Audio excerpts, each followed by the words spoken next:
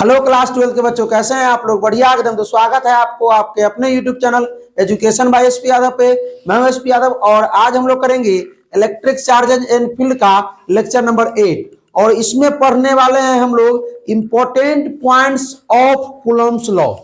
Coulomb के नियम का महत्वपूर्ण बिंदु पढ़ने वाले हैं। और दूसरा टॉपिक जो हमारा है सुपरपोजिशन ऑफ प्रिंसिपल, अध्यारोपण का सिद्धांत विथ ऑब्जेक्टिव है। लेक्चर से जुड़ा हुआ ऑब्जेक्टिव भी होगा। छोटा लेक्चर है, ध्यान से देखिए। और ये बता दे कि ये लेक्चर जो होगा हिंदी और अंग्रेजी दोनों माध्यम में होगा। तो चलिए भाई साहब, सबसे पहले आप लोगों का क्या है, वेलकम है, स्वागत है आप लोगों का इस लेक्चर में। आइए सबसे पहले क्या पढ़ने वाला है, important points of Coulomb's law ना।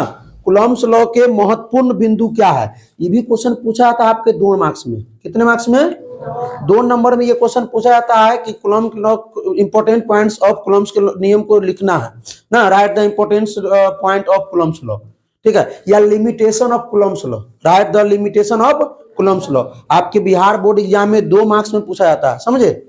चलिए, तो पहला सबसे पहले यहां ध्यान दीजिएगा, हमने क्या लिखा, इंपॉर्टेंट पढ़ना कूलम्ब के नियम के बारे में महत्वपूर्ण बातें जो हम लोग करेंगे आज, ठीक है। सबसे पहला बातें क्या है, Coulombic force between 2 charges is an action reaction pair, ठीक है। हिंदी में लिखा कि 2 आवेशों के बीच कूलम्ब बल एक क्रिया प्रतिक्रिया युग्म है। अब कैसे है क्रिया प्रतिक्रिया जोड़ा, कैसे है? क्योंकि अगर देखिए ध्यान दीजिएगा, इसको यहीं पे समझाने की कोशिश करते हैं कि एक अगर प्लस चार्ज है और दूसरा अगर प्लस चार्ज, दोनों तो पेयर में है कि नहीं है। अब क्रिया प्रतिक्रिया, एक्शन रिएक्शन मतलब एक एक्शन दिखाएगा तो दूसरा रिएक्शन दिखाएगा। मान लीजिए E अगर Q1 जो है, E Q1 Q2 पर अगर बल लगा रहा है फोर्स ऑन 2 ड्यू टू 1, तो क्या इसने एक्शन दिखाया तो ये भी रिएक्शन दिखाएगा। मतलब Q2 भी लगाएगा Q1 पर फोर्स ऑन 1 ड्यू टू, अब कहिएगा सर दोनों माइनस रहेगा तो भी रिपल्सन। अगर एगो माइनस है एगो प्लस है तब सर क्या होगा, तो अगर मान लीजिए Q1 ही माइनस में है और ये Q2 आपका प्लस में है, तब क्या होगा, तो एक प्लस में लिखते हैं इसको,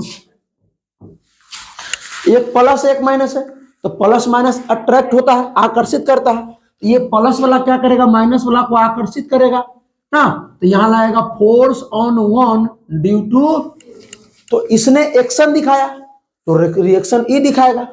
इसने एक्शन दिखाया, इसको खींचा तो रिएक्शन भी तो ई दिखाएगा ना भाई ना।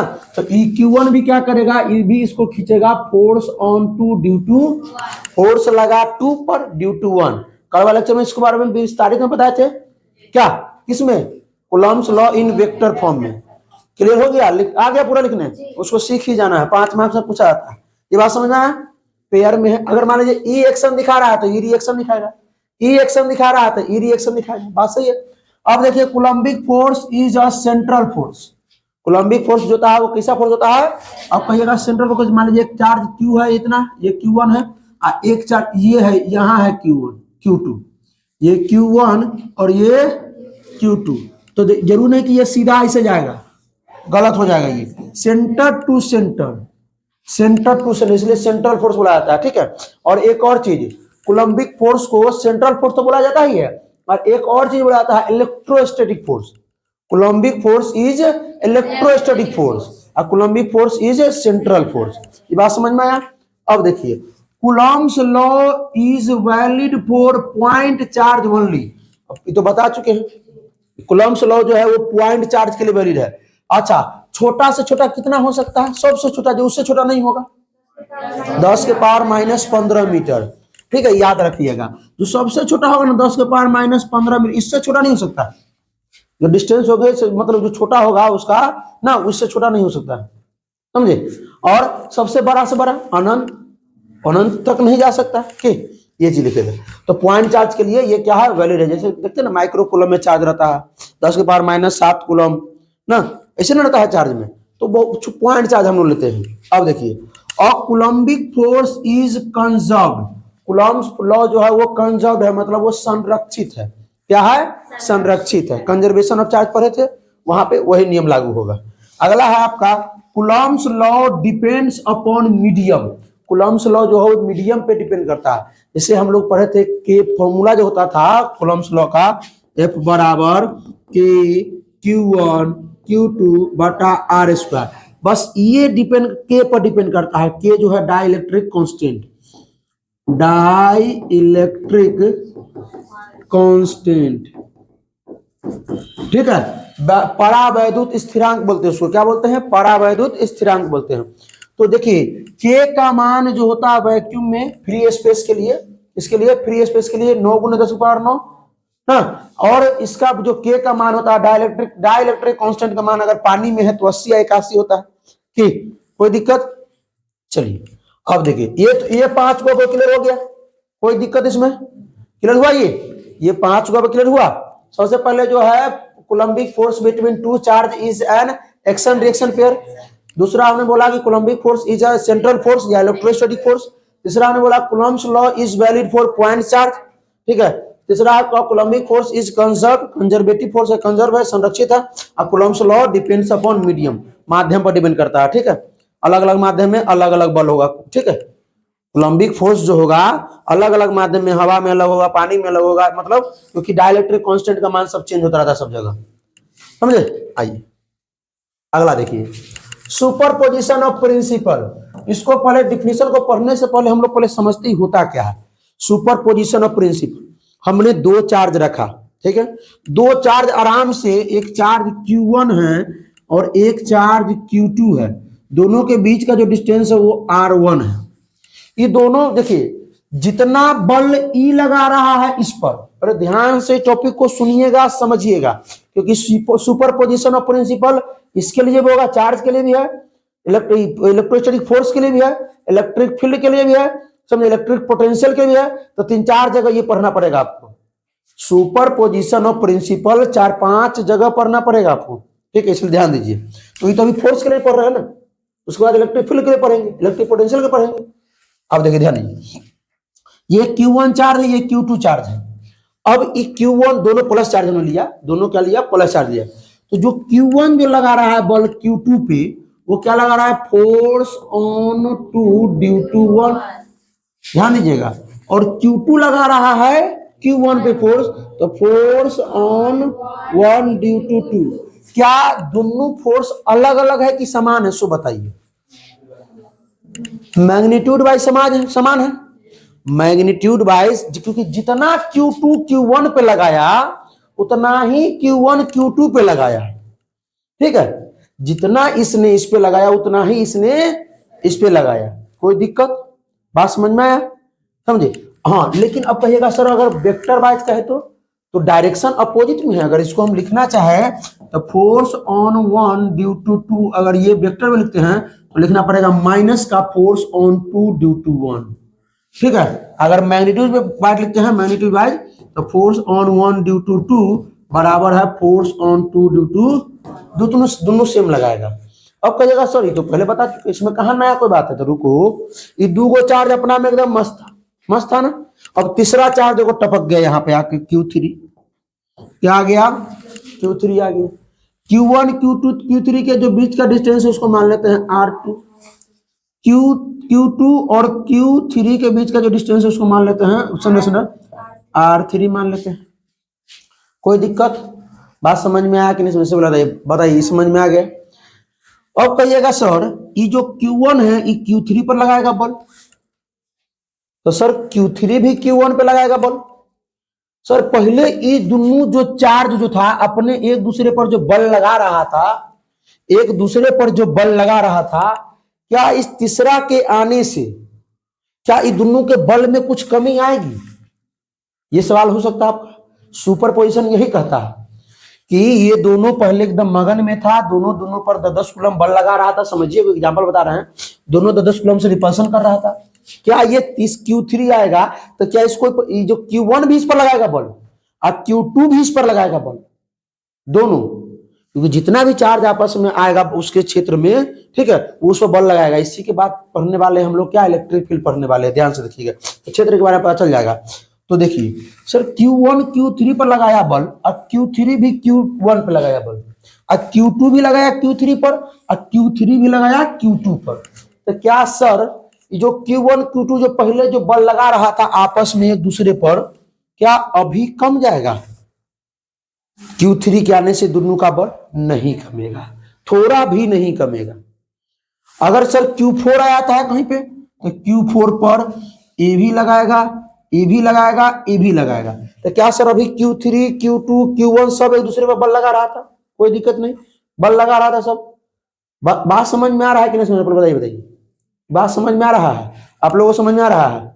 देखिए, अब देखिए Q1 Q2 पे बल लगा रहा था 10 कूलम, Q3 आया तो Q1 भी लगाया इस पे, Q2 भी लगाया इस पे, कोई दिक्कत इसमें नहीं। अब कहिएगा सर जो पहले जो लगा रहा था बल, क्या अब तो एक पर बल लगाना पड़ेगा, ये भी एक पर लगाएगा, तो क्या ये दोनों का बल है वो कमजोर पड़ेगा? क्या नहीं कमजोर पड़ेगा, जितना पहले लगा रहा था उतना ही लगाएगा। अब कहिएगा कहीं हो सकता है कि इससे डिस्टेंस इसका कम हो ज्यादा हो, ये दोनों डिस्टेंस से इसका डिस्टेंस कम हो ज्यादा हो। अब कहिएगा सर कि जितना ई इस पे लगाएगा बल, ठीक है, उतना ही ई वाला इस पे लगाएगा बल, यानी इस पर लगाएगा फोर्स ऑन 3 ड्यू टू 1, इस पर लगेगा ये सी फोर्स ऑन 1 ड्यू टू, कोई दिक्कत नहीं। अब इसको हो सकता है कि Q1 इस पर लगा रहा है 20 कूलम और Q3 लगाया सर 20 कूलम, कहिएगा इस पे देखिए Q1 इस पे लगाया 20 कूलम, कहिए कहा है सर 20 कूलम, 10 कूलम पे लगा रहा था।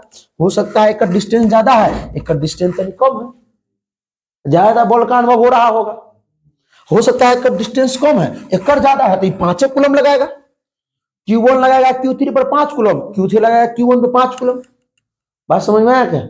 लेकिन 2 गो चार्ज अगर 3 गो चार्ज अगर रखा हुआ है, तीनों एक दूसरे पर बल लगा रहे हैं, अगर चौथा या पांचवा कोई भी चार्ज आता है तो सब मिलकर उस पर बल लगाता है, वो भी सब लगाता है बल।